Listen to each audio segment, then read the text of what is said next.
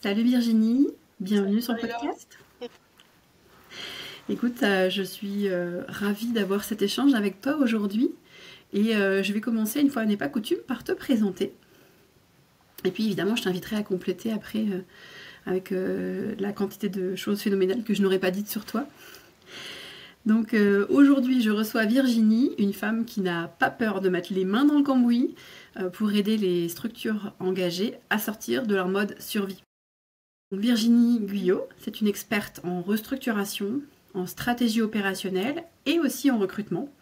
Elle accompagne les associations, les syndicats, les petites boîtes à fort impact, toutes celles qui bossent avec leur cœur, mais qui s'essoufflent faute d'outils, de méthodes ou tout simplement de soutien. Après 25 ans de carrière dans le B2B, elle a choisi de mettre son expérience au service de celles et de ceux qui portent une mission utile et qui galèrent à la faire vivre au quotidien. Avec elle, on va parler de bordel organisé, de Wonder Woman ou bien de Superman qui sont à bout de souffle, de vision qui se dilue, mais aussi de clarté, d'efficience et de puissance retrouvée. Bref, on va parler de comment on structure, sans s'oublier. Eh ben écoute Virginie, qu'est-ce que tu aurais envie de rajouter là pour te présenter que je n'ai certainement pas dit? Écoute, ce que je pourrais rajouter, c'est tout simplement ce qu'on se disait là hors caméra il y a quelques instants, ce repositionnement pour parler de la structuration et puis de la reprise de pouvoir des structures que j'accompagne sur leur quotidien. En fait, c'est ni plus ni moins ce que je faisais avant, depuis le tout début où je me suis installée en septembre 2022. Mais que je pratiquais sous la profession d'assistante virtuelle, puisque à l'époque j'avais trouvé ce terme intéressant, mais aujourd'hui je trouve que ça reflète plus du tout ce que je fais dans le concret et dans le quotidien pour mes clients. Donc du coup voilà. Ben, merci de cette précision. Alors, comme on l'a vu avant, tu as travaillé donc pendant 25 ans dans la distribution B2B, Oui. avant de tout changer. Qu'est-ce qui a déclenché ce virage vers l'accompagnement des structures engagées? Bien écoute, c'est comme pour beaucoup de gens, beaucoup d'entrepreneurs qui switchent, qui sont souvent salariés et qui passent à entrepreneurs. Il y a toujours, presque toujours un moment où il y a un déclencheur, un gros déclencheur. Ça peut être un burn-out, ça peut être un licenciement. Dans mon cas, c'était un deuil. J'ai perdu mon mari en août 2020, très brutalement. S'en est suivi une grosse dépression. J'étais arrêtée pendant 18 mois. J'ai vraiment touché le fond. Et puis à un moment, on remonte et j'ai voulu reprendre le travail puisque ça faisait sens pour moi de reprendre le travail. C'était une façon pour moi aussi de remettre le pied dans la vraie vie, on va dire. Seulement, j'étais pas encore assez solide pour reprendre mon travail de responsable commercial, puisque comme tu le sais, dans la dépression, c'est relativement instable, hein. Des jours, tu peux aller très bien, le lendemain, tu peux aller pas bien du tout, avant d'arriver à un stade où tu vas être beaucoup moins fragile. Et pendant ce moment-là, en fait, il me semblait pas adéquat de reprendre mon job de salarié parce que je me suis dit, mais comment je vais faire les jours où je vais être au fond de mon lit à pleurer, ça va être vraiment impossible à faire, alors que les jours où je vais aller bien, je pourrais travailler, mais les autres jours, comment ça va se passer? Et j'avais plus la volonté d'être en arrêt puisque ça faisait déjà 1 an et demi et il fallait vraiment que je fasse quelque chose de mes 10 doigts. Je commençais à m'ennuyer. Et c'est là que j'ai eu l'idée de me mettre à mon compte. La première intention, c'était de me dire, bah voilà, je vais pouvoir gérer à mon rythme ma reprise du boulot. Les jours où j'irai bien, je travaillerai. Les jours où j'irai mal, je travaillerai pas. Et j'aurais pas besoin de rendre des comptes, pas besoin de poser de RTT, de jours de congé, pour justifier que ce jour-là, je ne suis pas capable de travailler parce que la dépression m'a encore rattrapée et que je suis en train de m'en sortir, mais pas encore tout à fait. Donc le but premier, c'était ça pour moi. Merci pour ton partage qui est très touchant. Effectivement, tu parles du déclencheur, c'est vrai que on en a toutes et tous un. Bon, le tien est quand même particulièrement violent. Ouais. Pourquoi avoir choisi, parce que tout le monde parle maintenant de scaler, on parle de Ouais. gros business, de grosses entreprises, c'est très très à la mode. Pourquoi avoir choisi plutôt des petites structures dans ton accompagnement? Écoute, je vais être très pragmatique. Souvent, les grosses structures, elles ont les ressources en interne. Hein, les petites structures, souvent, leur première mission, c'est de se consacrer à leur cœur de métier. Donc voilà, ça peut être tout et n'importe quelle activité, mais souvent, les gens qui se consacrent à leur cœur de métier, même s'ils ont plein de casquettes dans l'entrepreneuriat, moi je constate que souvent la casquette de la structuration, du développement, de la création d'offres, etc., c'est des casquettes qui manquent. Pourquoi? Parce que par manque de temps. Et puis quand on crée une entreprise, qu'on se spécialise dans notre cœur de métier, dans ce qu'on sait faire le mieux, on n'a pas forcément des compétences en marketing très pointues, on n'a pas forcément des compétences en gestion de rentabilité très pointues, on n'a pas forcément des compétences dans savoir quel outil, quel CRM et tout ça utiliser. Donc c'est aussi pour ça que je me suis dirigée vers ce type de structure. Ok, et alors, tu parles souvent, hein. Quand je dis que tu parles souvent, ça veut dire que je suis allée lire tes posts sur LinkedIn, et puis évidemment ta page de profil aussi, mais tu utilises a priori souvent le terme de bordel organisé. Oui, c'est vrai. C'est très significatif en fait des structures dans lesquelles j'interviens. C'est pas moi qui le dis, hein. C'est un terme qui est souvent employé par mes clients eux-mêmes en fait, qui le reconnaissent volontiers. Et je leur jette pas du tout la pierre parce que ce sont des clients qui font comme ils peuvent avant tout. Et il faut voir même les résultats qu'ils ont avec le peu de moyens qu'ils ont, le peu de connaissances qu'ils ont. Ils arrivent à faire des choses extraordinaires, mais il y a un moment où ils arrivent à leurs limites, puisque qui dit bordel organisé, à un moment on passe plus de temps à chercher les infos, à structurer les infos, on n'a plus rien sous la main et c'est tellement le beans que certains en perdent même leur vision, ce qui est quand même quelque chose de prépondérant pour savoir quelle direction on va donner à son entreprise. Donc oui, ce terme de bordel organisé, je l'affectionne particulièrement. C'est mignon, j'aime beaucoup, et ça reflète parfaitement ce qui se passe dans les entreprises. Malheureusement, comme dirait notre ami Ribéry, à l'insu de leur plein gré. Je comprends tout à fait, étant entrepreneuse. Et puis c'est pas parce qu'on a la capacité à structurer des choses, par exemple pour ses propres clients, qu'on arrive à le faire pour soi. C'est difficile. C'est pas la même structuration. Structuré pour un client, si tu veux, là où la différence se fait de façon très visible, c'est que quand on le fait pour un client, on a la vision, on a le recul nécessaire parce que c'est pas pour nous. Alors que quand on le fait pour nous, le problème des entrepreneurs, c'est que je vais faire un geste qui va te parler, c'est que ils sont comme ça. On a le nez sur la feuille. Or, pour pouvoir structurer une entreprise, il faut avoir un minimum de hauteur. Il faut pouvoir faire un état des lieux global de ce qui se passe. Qu'est-ce qu'on a, là où ça coince, là où ça pêche, quelles sont nos forces, quelles sont nos faiblesses. Si on est complètement submergé sous l'eau par le quotidien, on n'arrive pas à faire ça. C'est pas possible. C'est très compliqué. D'où l'intérêt de le faire avec quelqu'un d'extérieur, qui a eu un œil extérieur, une vision différente. Voilà. Puis un chef d'entreprise, un responsable d'agence, il va avoir aussi tout l'affect que nous, en tant que prestataire extérieur, on n'aura pas. Et c'est tout à fait vrai. Ça peut être très difficile de lâcher certaines choses, certaines habitudes, certaines façons Oui. de faire. Je peux t'illustrer ça parfaitement bien avec un client pour lequel je travaille en ce moment. Par discrétion, je ne vais pas le citer, mais par exemple, il fait une prestation qu'il aime beaucoup. C'est une petite structure qui a quelques salariés. Ils font une prestation qu'ils aiment particulièrement parce que ça a une dimension sociale et humaine très importante. Seulement, cette prestation, elle leur fait perdre de l'argent. C'est-à-dire qu'à chaque fois qu'ils vont chez leur client faire cette prestation, c'est comme s'ils faisaient un chèque avec. Et moi, j'ai été, pas plus tard que la semaine dernière, vraiment dans le mauvais rôle où je leur ai dit, il faut arrêter de faire cette prestation. Et parce que à chaque fois que vous le faites, vous perdez de l'argent. C'est comme si c'est vous qui payez votre client.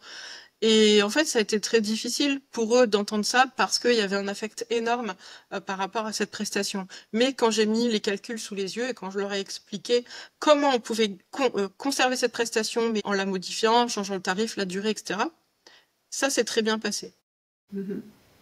Ouais, je comprends bien ce rôle effectivement de deuil extérieur.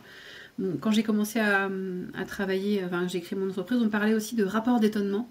C'est le concept d'effectivement des choses qui paraîtraient mais complètement aberrantes, qui paraissent complètement aberrantes à une personne extérieure comme toi, ou comme ça peut l'être pour moi aussi, mais que de l'intérieur on voit absolument pas. C'est ça, c'est ça.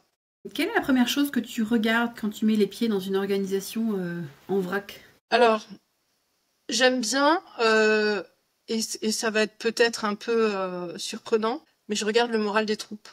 Ça en dit long sur comment fonctionne l'entreprise. Ça en dit long sur est-ce que la motivation est encore là? Est-ce que les gens ont baissé les bras? Parce que, j'ai envie de dire, avant de remettre une entreprise sur les rails, avant de pouvoir la structurer, il faut déjà voir quelle va être la capacité des membres de l'équipe et du directeur, du chef d'établissement. Est-ce qu'ils vont avoir les ressources? Jusqu'où ils vont pouvoir aller? Et je vais structurer mon approche aussi par rapport à ce critère-là. Parce que il y a des gens qui sont complètement au bout de leur vie. Et ça, il faut en tenir compte. Parce que c'est encore plus difficile pour eux de pivoter, de prendre un nouveau cap, des nouvelles décisions, quand ils ont besoin d'un accompagnement un petit peu plus personnel, beaucoup plus en douceur. Tu as des gens qui vont être pragmatiques et qui vont aller droit devant, etc. Et puis, voilà, tu as des gens qui va falloir accompagner différemment. Et ça, pour moi, c'est vraiment un angle très important quand j'arrive dans une structure. Ouais, ça rejoint le côté humain, dont je sais qu'il est important pour toi, et on y reviendra évidemment en détail tout à l'heure. C'est quoi les erreurs récurrentes que tu vois en matière de communication, par exemple, ou de structuration? Alors, en matière de communication, bah, c'est pas de communication ou de la communication très institutionnelle. On va communiquer beaucoup sur bah, qu'est-ce qu'on vend, qu'est-ce qu'on fait, où on va être très technique et on va avoir une communication qui va pas du tout créer de lien. Je reviens encore une fois à l'humain, mais on sait aujourd'hui que ce qui fait vendre, eh ben, c'est le lien qui va se créer entre le vendeur et l'acheteur. Hein. C'est pas l'acheteur, il va acheter une transformation, il va acheter une histoire, il va pas forcément acheter un objet. Hein, il va acheter le bénéfice qu'il va avoir à acheter cette prestation-là. Donc ça, c'est une des erreurs les plus courantes, c'est de ne pas oser aller un peu plus dans l'émotion, dans la communication. Alors que des grandes marques comme les marques de sport, etc., les marques alimentaires, etc., savent très bien faire ça depuis la nuit des temps, quoi. Hein, on voit bien, par exemple, Nutella, qui est un produit très décrié aujourd'hui, a beaucoup basé sa communication sur le lien intergénérationnel, les tartines de pain, comme quand nous, les parents, on était petits, avec le Nutella dessus, la tartine donnée par mamie, avec une maison super cosy et une ambiance ensoleillée. Et voilà, là, ça génère l'émotion, c'est super régressif et ça fonctionne. Voilà. Derrière ça, on arrive à cacher les propriétés nutritives pas très cool du Nutella, par exemple. Bon, ça c'est quelque chose qui existe depuis la nuit des temps. Hein. Moi, j'ai rien inventé hein, en fait. Hein. Je fais juste que ce qui fonctionne et qui fonctionnera toujours parce qu'on est humain. Après, en termes d'organisation, pour répondre à ta question, alors un des plus gros points noirs que je relève, hein, c'est quasiment systématique partout, c'est le manque de suivi, le manque d'outils adaptés au suivi. Il y a des suivis qui ont été mis en place, souvent avec des Google Sheets, avec des tableurs Excel, c'est très souvent ça. Et ça aussi, c'est assez limite. Hein. C'est bien au début, ça part d'une très bonne intention. Et bravo à ceux qui le font d'ailleurs, vaut mieux ça que rien du tout. Mais à un moment, quand on veut grandir et quand on veut structurer, il faut passer sur un vrai CRM, au moins, ou un Notion, ou quelque chose comme ça, qui soit vraiment centralisé et collaboratif. Ouais, donc ça fait partie. De toute façon, tu parlais de tout à l'heure de ton rôle de responsable commercial. Donc j'imagine que la partie effectivement CRM, mise en place, tout ça, ça fait partie de tes points forts, je suppose. Mais oui, parce que j'ai été commerciale pendant 25 ans, responsable commerciale, j'ai travaillé avec des équipes, j'ai travaillé, en fait j'étais prise en sandwich entre ma direction qui me demandait des résultats et mes équipes que je devais former et accompagner. Donc l'importance d'avoir un outil commun et collaboratif qui soit à la fois montant et descendant, qui puisse servir à l'ensemble de l'équipe, ben je la connais cette importance parce que c'est vraiment un outil central dans le pilotage des indicateurs de performance. Ça permet de faire un suivi vraiment pointu, de se repositionner le cas échéant, et puis de se développer aussi quand on lance des nouveaux produits, etc. On peut suivre tous les indicateurs grâce à des outils qui sont bien dosés et bien mis en place. Donc ça, c'est très, très important. J'ai envie d'aller un peu sur le côté plus femme maintenant, parce que c'est quand même la thématique du podcast. Ouais. Tu as dans tes clients, donc du coup, tu as des clientes, tu as des femmes qui dirigent des structures. Oui, bien sûr. J'ai des chefs d'entreprise J'ai des hommes et des femmes, voilà. Mais les problématiques restent les mêmes. Qu'est-ce qui les empêche? Alors, donc tu dis que les mêmes, je ne sais pas si du coup ça va être différent pour les hommes et les femmes, mais qu'est-ce qui les empêche dans ces structures de poser un cadre clair ou plus clair dès le départ? Souvent, c'est le manque de temps, puisque en fait, poser un cadre clair, c'est souvent empêché par une priorité qui s'appelle l'opérationnel. En fait, les chefs d'entreprise, que ce soit des hommes ou des femmes, priorisent le chiffre d'affaires, ce qui est bien normal. Et pour produire, il faut être en production. Tout ce qui est suivi, structuration, ça passe au second plan. Donc au début, ça fonctionne, il n'y a pas de problème. L'urgence est de générer du chiffre. Mais au bout d'un moment, on atteint un espèce de plafond de verre qui fait que si on ne met pas les bons outils en place, on n'arrive plus à progresser et à se développer. Mais voilà, moi, pour répondre à ta question, je te dirais que voilà, ce qui bloque, c'est vraiment l'opérationnel, tête dans le guidon dès le départ. Et puis quand on est comme ça, ce qui peut tout à fait se comprendre, hein, puisque quand on lance une entreprise, l'urgence est de faire du chiffre pour pouvoir payer ses équipes, payer ses charges, etc. Le champ de vision, il se réduit, il se réduit, il se réduit, il se réduit. Et puis à un moment, on n'a plus la vision large qu'on avait au début. Et ça, j'ai envie de te dire, c'est presque pour tout le monde pareil. Y compris pour nous. Oui, bien sûr. Est-ce que tu vois une différence dans la façon dont les femmes et les hommes prennent le lead dans les petites structures? Non, pas spécialement. Je vois pas de différence fondamentale. Alors, euh, peut-être que, alors loin de moi l'idée de faire des clichés, hein, mais dans ce que je constaterais, ça serait plus que les hommes ont quand même une propension plus naturelle à prendre le leadership. Les femmes se remettent plus en question, essayent plus de repenser leur stratégie, leur positionnement en tant que chef d'entreprise, chef d'équipe, voilà, elles se remettent plus en question, elles se demandent plus si leur attitude est adaptée, si ce qu'elles font c'est adapté, si elles maternent pas trop, ou si à l'inverse elles sont pas trop dures. Alors que ça, c'est des questions que les hommes ont moins tendance à se poser. Alors après, c'est ma vision. Je détiens pas la vérité, hein. Je veux pas faire de clichés bas de gamme et clivants. Voilà, c'est aujourd'hui, moi, c'est ce que je peux constater, mais c'est pas comme ça partout. Et c'est ce qui m'intéresse, tu sais, c'est pour ça qu'il y a toutes ces femmes qui défilent au micro ici. C'est bien parce que chacune a une expérience différente, chacune a sa vision.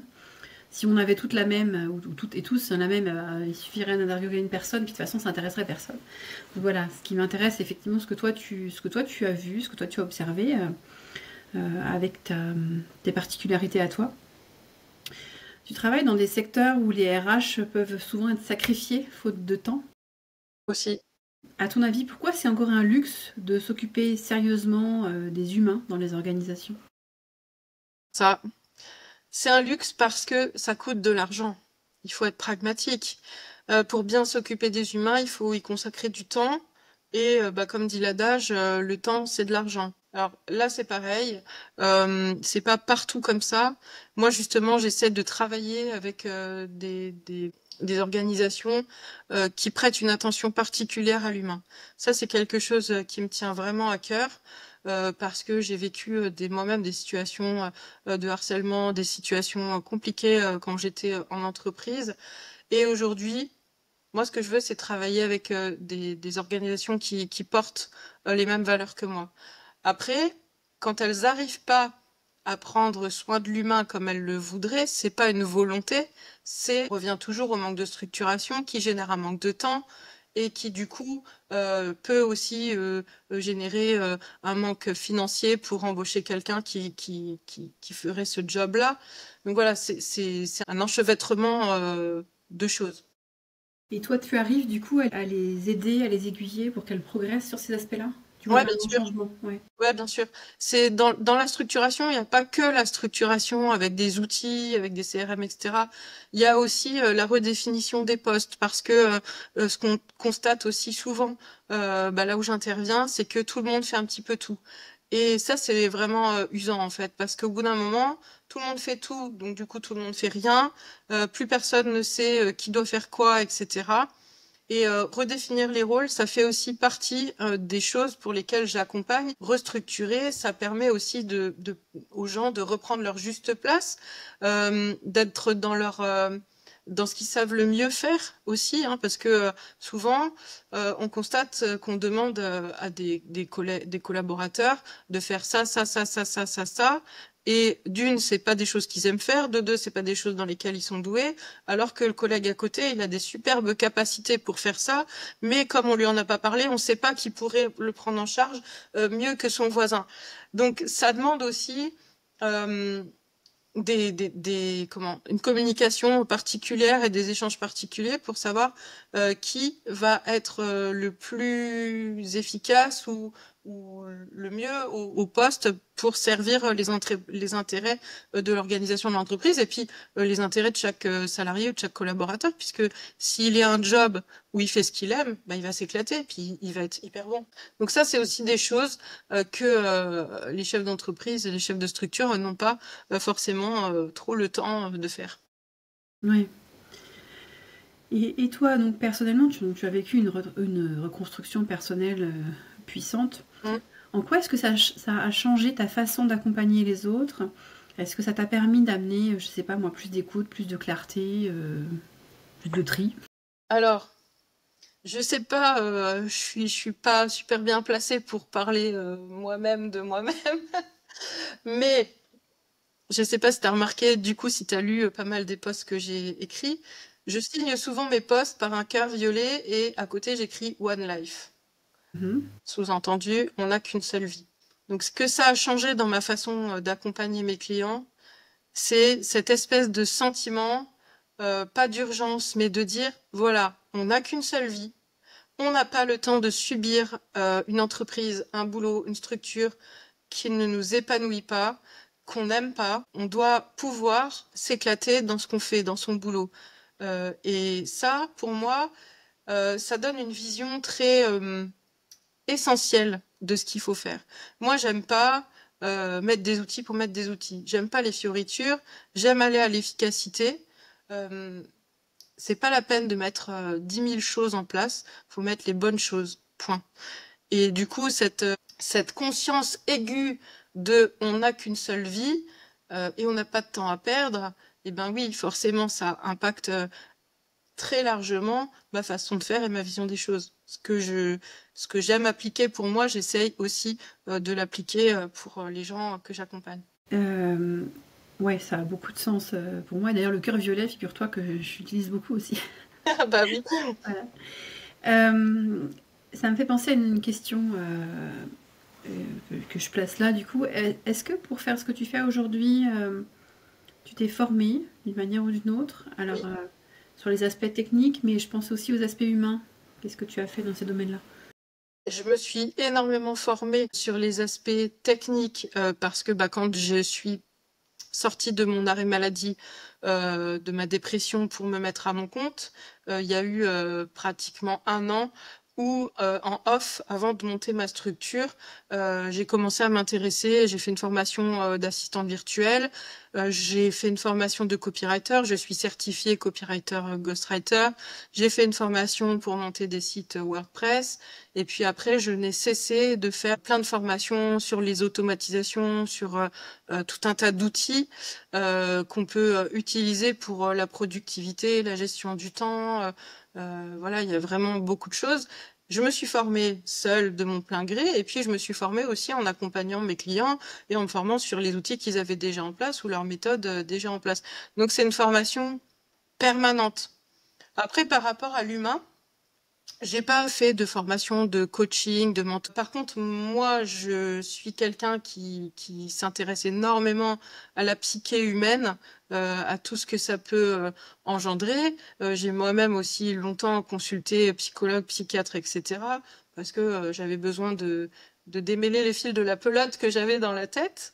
Voilà. Et puis, j'ai une certaine je pense, hein, après je veux pas me jeter des fleurs, mais une certaine capacité d'écoute et d'empathie qui font que c'est quelque chose qui se fait naturellement chez moi. Mais comment j'ai pour projet justement dans les mois à venir, peut-être dans les années à venir assez proches, de encore monter en compétence sur ce domaine-là. Ouais. Oui, ok. Ça, ouais, ça a vraiment un sens important, on le sent quand tu en parles. C'est quoi ta plus grande fierté dans ton activité actuelle? Ma plus grande fierté, oh, il y en a plein, et c'est vraiment ce qui vraiment me rend fière et ce qui m'éclate, c'est quand j'ai des retours de mes clients qui me disent euh, attends, tu vois, je crois que j'en ai encore une sous les yeux là d'un client qui me dit que en gros je fais partie de leur équipe et que grâce à moi on avance malgré le peu de moyens et le peu de bras qu'on a. Tu vois, je l'ai sur le deuxième écran là juste à côté. Voilà, il me dit je l'invente pas, je lis. Vous êtes vraiment génial et adorable. Merci. Vous faites partie de notre équipe, c'est sûr. Grâce à votre soutien et votre aide, on arrive à avancer malgré le fait que nous ayons peu de bras actuellement. Encore un grand merci. Alors ça, mais qu'est-ce que tu veux demander de plus, quoi? Voilà. Ça, c'est ce qui fait ma fierté. De la Et ce reconnaissance. genre de retour client, c'est juste incroyable. Si tu devais donner un seul conseil à une femme ou un homme qui prend les rênes d'une structure et qui veut le faire sans s'épuiser et puis sans créer ce bordel, trop de bordel organisé, parce que je pense qu'il ne faut pas exagérer non plus, qu'est-ce que tu lui dirais? Bah écoute, là je vais te dire un truc, tu vas me dire que c'est facile de dire ça parce que je prêche pour ma paroisse, mais en même temps, il n'y a pas de secret. Je le sais parce que je l'ai fait aussi pour moi, hein. Donc c'est testé et approuvé, c'est de se faire accompagner par quelqu'un. Toujours avoir quelqu'un d'extérieur à la structure, d'avoir un œil extérieur. Pas forcément tout de suite au début, parce que d'abord il faut se lancer, il faut mettre les choses en place. Mais je te dirais au bout de peut-être 6 mois, 1 an, 2 ans, après moi j'ai des clients qui sont depuis 5, 6 ans et qui seulement maintenant euh, ont pris mon accompagnement. Mais il faut, je pense, pas que ça va durer éternellement de se faire accompagner, mais à un moment où on sent que on patine un peu dans la semoule, il faut pas hésiter à prendre quelqu'un d'extérieur, que ce soit moi, un coach, un comptable, n'importe qui, pour avoir justement cette vision qu'on a tendance à ne plus avoir en tant que chef d'entreprise. Je confirme. Alors, j'ai pas d'assistante virtuelle, en tout cas pas encore, mais j'ai toujours été accompagnée par toutes sortes de personnes différentes. J'ai du coaching, j'ai une expert comptable et j'ai Ça, plein c'est de... important. Ouais, non, c'est clair, c'est très important. Pas rester seule. Et toi, aujourd'hui, comment est-ce que tu fais pour rester alignée avec ce qui est essentiel pour toi? Je choisis mes collaborations, déjà, tout simplement. Moi, j'aime travailler avec des gens qui ont de l'impact. Ça peut être, tu vois, en ce moment, je travaille avec une entreprise, une chambre qui regroupe les entreprises, avec la CNET, hein, pour ne pas la citer. C'est la Chambre nationale des entreprises de traduction. Je travaille aussi avec un syndicat libéral, enfin de médecine. Je travaille avec une association qui aide les salariés très éloignés de l'emploi à revenir à l'emploi. Et tout ça, si tu veux, c'est important pour moi parce que c'est des gens qui vont avoir un impact, tu vois. Voilà, donc le syndicat de médecins libéraux, bah, ils vont militer, ils vont défendre leurs collègues, et puis ils vont aussi avoir un impact politique dans politique, quelle qu'elle soit, que ce soit avec la sécurité, avec les organismes complémentaires, enfin la sécurité sociale, avec les organismes, les mutuelles, les complémentaires, avec toutes les lois diverses et variées qui passent par rapport à la santé. L'association d'aide au retour à l'emploi, bon bah là c'est même pas la peine que je t'explique à quoi ça sert, quel est l'impact, hein, voilà. La chambre, la CNET des entreprises de traduction, eux-mêmes, ils ont des adhérents qui sont des agences de traduction et donc ils aident, ils accompagnent des entrepreneurs. Et en fait, moi, tout ça, ça fait sens parce que à chaque fois, on va être dans un accompagnement type orienté humain. Voilà. Et moi, c'est ça qui me fait vibrer. C'est ça que j'aime. C'est vraiment être dans l'humain, comme on l'a dit dès le départ, quoi. Il faut qu'il y ait un impact. Je pense que ça, c'est vraiment ce qui me fait vibrer, quoi. Il faut que derrière, il y ait une vraie signification, qu'il y ait un vrai impact. Et d'ailleurs, justement, sur ce côté humain, il y a un sujet dont on n'a pas, enfin, qu'on a fait qu'effleurer pendant cette interview, c'est la partie recrutement. Hein. C'est quelque chose que tu as rajouté récemment. Mais ce serait, ouais, peut-être que tu peux expliquer ce que Oui, tu fais et comment ça se passe. absolument. Bah oui, ça fait quelques mois que je suis recruteuse indépendante, mais je suis pas seule parce que je suis adossée au réseau des experts de l'emploi. Et ça, en fait, c'était une corde qui manquait à mon arc, notamment dans la structuration et le développement que j'apporte aux organisations, parce que qui dit structurer, qui dit se développer, dit souvent on va manquer de main-d'œuvre. Ou pour développer plus de chiffres, eh ben il faut mettre une personne supplémentaire. Et là, moi, j'étais coincée parce que j'avais pas les ressources ou pas les compétences pour les accompagner sur ce volet RH. Et du coup, j'ai mis cette corde à mon arc supplémentaire, ce qui fait que maintenant, j'ai vraiment tout à 360 degrés pour accompagner les structures, y compris sur ce volet recrutement qui me faisait défaut auparavant. Et du coup, tu as eu des retours de la part de tes clients sur cette nouvelle Oui, fonction. bien sûr, parce que en fait, ce qui est intéressant, c'est, comme on disait tout à l'heure, remettre les bonnes personnes aux bons endroits, au bon poste. Tu vois, quand on parle d'une structure où il y a, comme on disait tout à l'heure, un bordel organisé, où tout le monde fait un petit peu tout et rien en même temps, le volet RH et les connaissances que j'ai maintenant me permettent aussi de remettre les personnes aux bons endroits dans la structure, là où elles sont performantes, là où elles ont vraiment des compétences. Et c'est là où j'ai acquis de l'expérience, c'est que par rapport au volet compétences, sais les détecter, je sais en parler avec les personnes dans les entreprises, etc., quelles sont aussi bien les hard skills, donc les compétences pures, que les soft skills. Et ça permet sur l'échiquier de déplacer les gens dans des postes où ils vont vraiment être au bon endroit, où ils vont vraiment s'éclater et où vont vraiment avoir une plus-value importante pour le fonctionnement global de l'entreprise et pour eux-mêmes, parce que comme je le disais tout à l'heure, un salarié, un collaborateur qui s'éclate pas, il va pas donner le meilleur de lui-même. Donc ce volet RH là, pour moi, c'est encore quelque chose qui va augmenter mon expertise et puis ma valeur ajoutée auprès de mes clients. Super. Et puis une question que j'aime bien poser, euh, est-ce que tu as des recommandations de lecture, par exemple, de livres que tu as aimé lire, qui t'ont voilà, aidé dans ton développement, ou peut-être de podcasts que tu écoutes et que tu voudrais partager? Non, pas spécialement. J'ai pas de lecture. J'évite de lire des livres sur l'entrepreneuriat parce que ça me voilà. Il y a un moment où il faut déconnecter quand même. J'écoute pas mal de podcasts là-dessus, sur Spotify, ou sur tout autre média où il y a des podcasts. Et je t'avoue que il y en a que j'aime beaucoup, mais je pioche un peu au gré de mes humeurs et au gré des besoins. Voilà, je vais pas faire de pub pour l'un ou pour l'autre. Mhm. Mais il y a des choses très intéressantes. Bon, il y a quand même un podcast qui est mon coup de cœur, qui n'a pas grand-chose à voir avec l'entrepreneuriat, mais c'est le podcast Métamorphose que j'aime beaucoup parce que ce qu'on y apprend, on peut le transposer à l'entrepreneuriat justement. C'est un podcast que tu dois connaître, hein, qui est beaucoup sur le développement personnel. Et ça, je pense que voilà, si je devais te donner un coup de cœur, ce serait vraiment celui-là. Bien, merci. Et si on veut te suivre ou te contacter, comment est-ce qu'on peut faire? Sur LinkedIn, tout simplement. Pour l'instant, je n'ai pas encore de site internet, c'est pas nécessaire pour mon activité.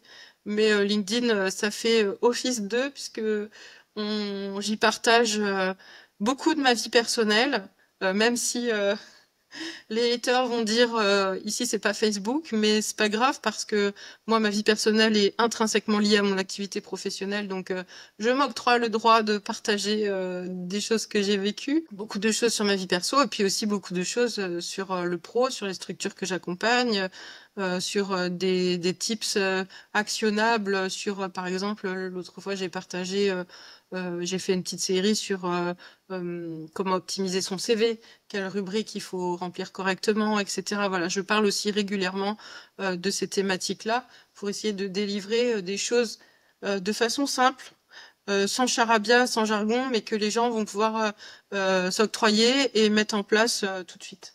Ok, bah, je mettrai le lien de ton profil LinkedIn dans les notes de l'épisode.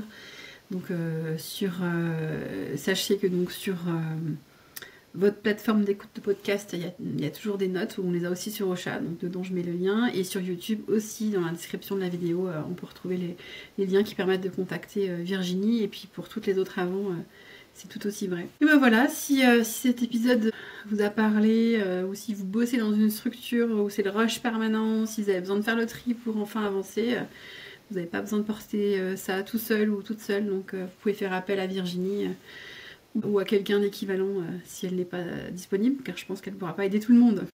Non, j'aimerais bien, mais ce n'est que 2 bras. Merci Virginie pour tous ces éléments inspirants que tu as partagés. C'est Marie-Laure.